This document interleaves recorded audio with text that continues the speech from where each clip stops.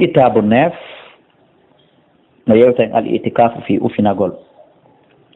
bab 232 kariyadu salihin no yewta en fadlul itikaf fi ɓural ko woni kon e ufinagol darsu 1 haray ko babu goto woni e nder o kitabu ɗo ani ibn umar ƴettama abdoullah ibn umar radiallahu anhuma qala umar ki kana latiki rasulullah nelaɗo allah sallah sallam yatakifu himo ufinotono al ashrul awakhira balɗe sappo sakkitore ɗen fop mi ramadana ka suumoy muttafaqun alayhi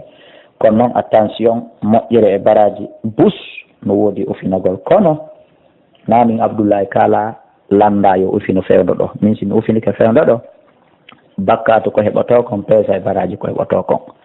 koye taw hara hiɗa honni ɓeygure ma nden foti a luwu foti a darnu si tawi a luwu hara hiɗa luwi embere lewru mayayndu ndun ka nder ka ufiniɗa ɗon har ati jaaki ɓeygure ma nden no yaltina ma jongalle ɗen hino windan ma lettere ma jongalle ma yiƴante ɓeygure maɗa nden koye taw hara hiɗa yoɓi avancé ha muuti ɓe nder ɗen balɗe hiɗa asiri ma hiɗa kaka galle ma ɓewni go'o ɗiɗi hara hiɗa accani ɓe dépense ko ɓe ñama nehila tati ɓa hiɗa andi juldere nden haray a wonay taw ha juldere nden hewta yo taw hara ko wiyete ko muudo e ñiiri julde e maafe julde e conci julde o taw hara ɗum ɗo foyɗa préparé no ɓeygure ma nden ha timmi si yaha noon ufinagol ya yahu ufinagol ko tuma yaltuɗa hande o si heeɓa ko ñaame janggo a gollay ha weeta juule si heeɓa conci julde a gollay ha weeta juule si heeɓa ñiiri julde an waɗugol itikafugol ko sunna e hoore wonɗo o wonɗo an kadi ko sunna e hoore ma kono an haray an a hewtali waɗugol itikafu ɓe nda si famike won aisha ta ƴettama nene min aisha radiallahu anha anna nabiya wonde nabaji alon salah sallam kana o laatike ataki fo o offinotono al ashara al awafira balɗe sappo sakkitore ɗen min ramadan immorɓe suumay hatta tawaffahu llahu taala ha allahu on hunnimo kanko nelaɗo ha o faati tuma ataka fa refti continue kadi ofini aswaju sonna e makko ɓen fop min mbaadi ɓawa makko ha ɓen kadi fatori goto goto muttafaqun alayhi min torki allah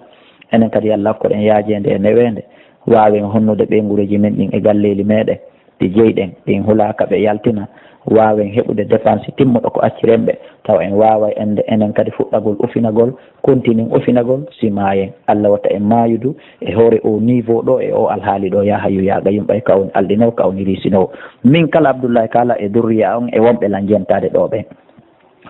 wa abi hurairata radiallahu anhu قال وما كان النبي لا كان النبي صلى الله عليه وسلم يعتكف مؤفنة في كل رمضان اكل لرسوم 10 ايام بل سب كسكتور دنو فهلال نم اوفينيك ارانه دي ما حكونde je den haray mara baraji hay juldandu ufinete hay e donki ufinete lewru be ufinete kon kaga balɗe sappo sakkitore ko ɗen nelaɗo duumiyemum ko ɗon maraji ɗin ɓuri moƴƴude falamma kana al am ɓalatike hitande alladhi nde qubida fihi nde o faati nden e mum hitande derniére nde nelaɗo faati nde e mum itakafa 20 yawman ɓe ufinino 20 jours 20 days balɗe nogay timmude nelaɗo allah sallah sallam hino ufini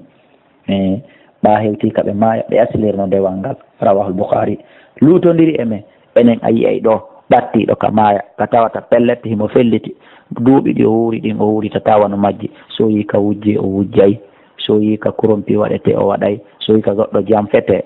pottine e pilasi ma pottine e poste kanko o hetta o waɗay o yeenayi laamu fi yo hettu goonga harale ko fenande o mari hara himo andile woɗɗi ka o iwi ɓattiki ka o yahata enen ko wiya ko laqad kana lakum fi rasulillah uswatun hasana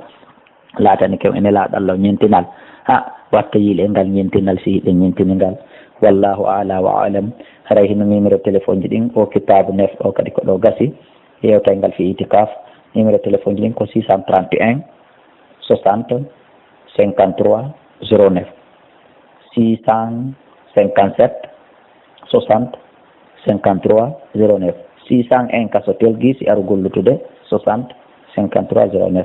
628 ka orange 60 53 09 wallahu a'la wa a'lam.